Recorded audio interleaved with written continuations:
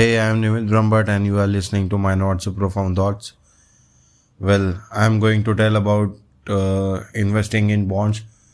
This is usually for those who are in upper age, like 50s or in 60s, who do not wish to risk way too much because if we see their lifeline they might not be able to live more than 20 or 30 years more than that.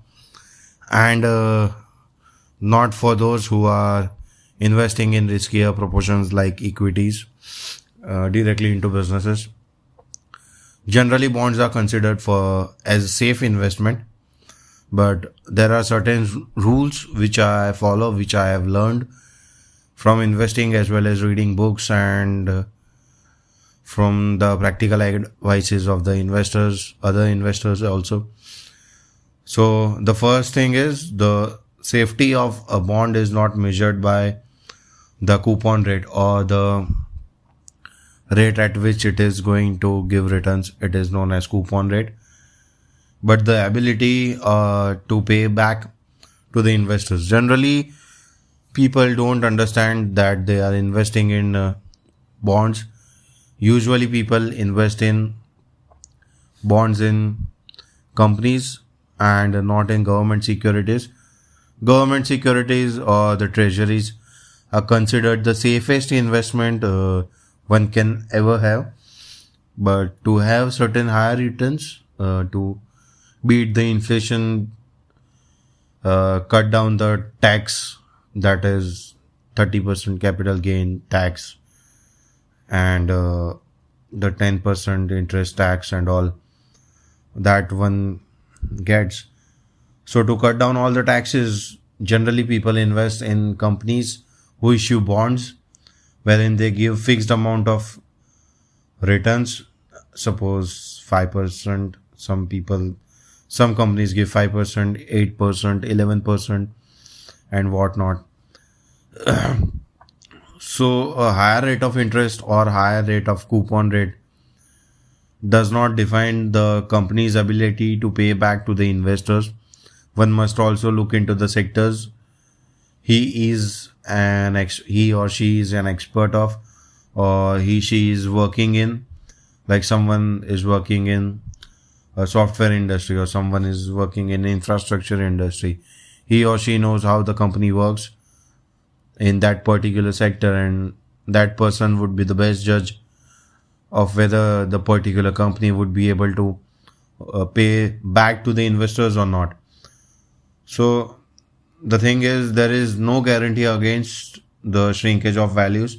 Even if the some company is going to pay me 8.5% per annum, there is no guarantee that the minimum investment which I have incurred, suppose say 1 lakh rupees, which I have invested, I am going to get the similar amount, the principal back.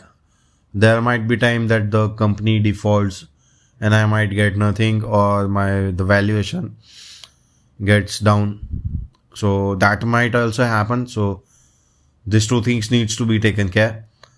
The basic principle why we invest in bonds is to reduce risk and avoid trouble. While avoiding trouble is looking into equities, whether the business is going to perform well or not. Bonds are generally safer. They are for also called fixed value investments, wherein you get basic returns, not in the form of dividends, but in the form of interest. And it is for fixed interest purpose. You can have either an FD in bank or invest in bonds. It is one or the same kind. Generally, you avoid trouble by investing in AAA or AA rating bonds, which are rated by the companies such as CRISIL, S&P, KPMG, and the Big Four. So the other thing which you need to take care is buying the highest yielding obligation of a sound company. There might be two companies wherein when you find that they are both in a similar sector, So you must look for the company where you are getting the highest yield, where you are getting the highest coupon rate. So that would be the best thing. I remember one reading one article where for those who are Indians or outside India might know Reliance Industries, but definitely those who are in India knows Reliance Industries. There was a time in history where the bonds issued by Reliance Industries Limited were rated higher than the government of India.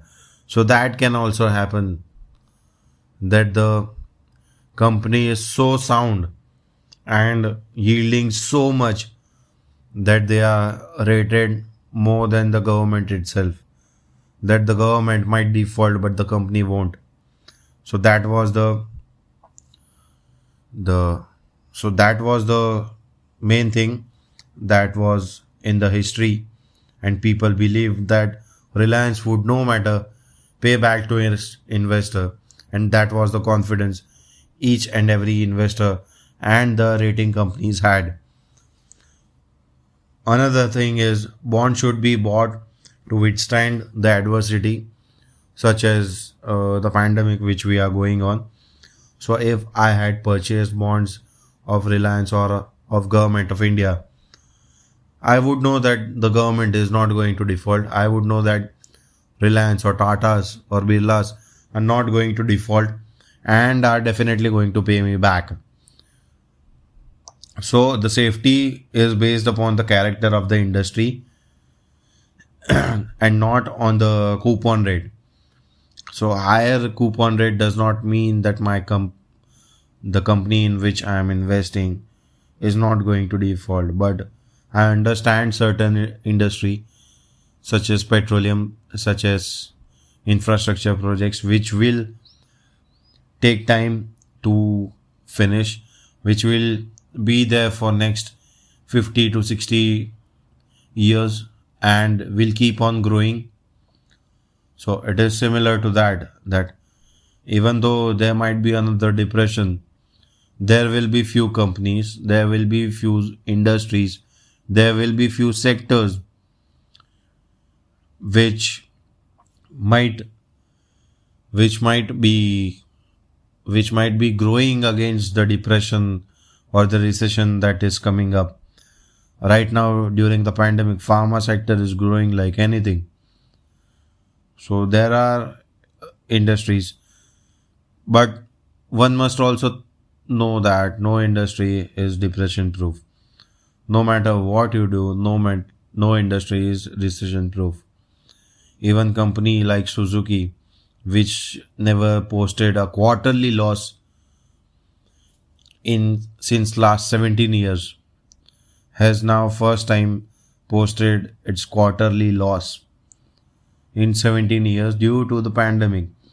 So no industry is depression proof, but some industries such as the FMCG products, even in companies such as Britannia and Nestle, which are providing essential items such as bread, Amul such as butter, and Hindustan Unilever, ITC, and all, which are providing daily needs items, are growing in such type of environment, but not but they might not have such growth in regular course of times. So the main thing is we must invest looking at that there will be a depression after this pandemic. It is not directly after pandemic, but after another 50 60 years there might be another depression, and I would be investing in bonds considering that time, that in next 20 years or 30 years there might be another recession and the bonds will give me fixed interest and the company won't be defaulting. Another thing is unavailability of sound bonds is no excusing for buying poor bonds. While many of the old age people want to buy bonds, but they might not get one at good coupon rate, so they might buy from a poor company wherein they are getting a higher interest rate returns.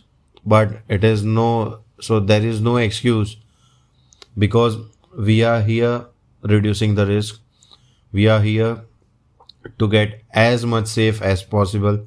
This is not investing in equities wherein you are expecting capitalization growth as well as dividends and risking and paying such premium. This is specifically to reduce the risk, to become risk free as much as possible. And it is unsound to sacrifice safety for a good coupon rate.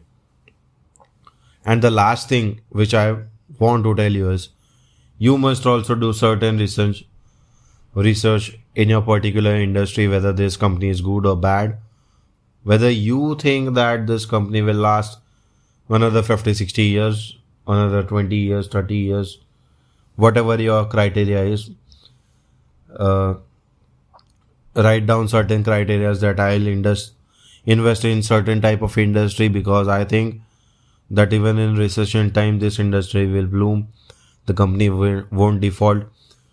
And not to blindly follow anyone wherein certain person gives certain tips that this is better because someone else told him.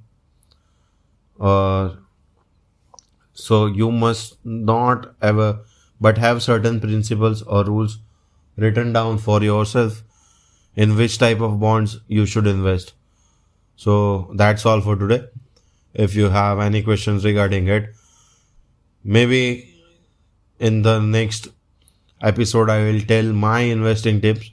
Well, this were my investing tips. I have invested in bonds, but sovereign gold bonds at a very reasonable price, wherein I was getting 2.5% fixed interest as well as market capitalization. So my bonds increased 33% in market capitalization, and I sold it because I found a better in returns somewhere in another industry in the business I am doing.